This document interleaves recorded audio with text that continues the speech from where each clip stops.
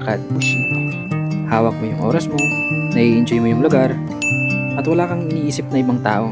Medyo nakakahiya rin kasi pag palagi tayong humihinto ng may kasama. Ayan, o, tara.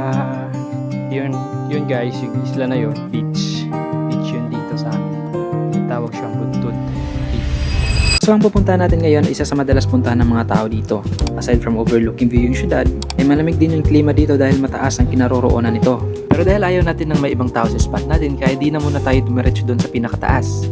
Mas pinili na lang natin tong spot na to na nasa gilid lang daan, pero kitang-kita na yung malawak na kabundukan at kitang-kita na rin yung syudad. At higit sa lahat, ay solo pa natin yung lugar. Tingnan nyo to guys. Tingnan nyo guys.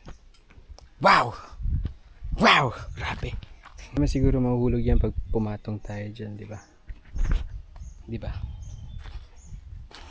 Isa nga ito sa mga kinahihiligan kong gawin kapag gusto kong mag-relax, ang magpunta sa mga lugar na hindi naaabot ng ingay ng kabiasnan.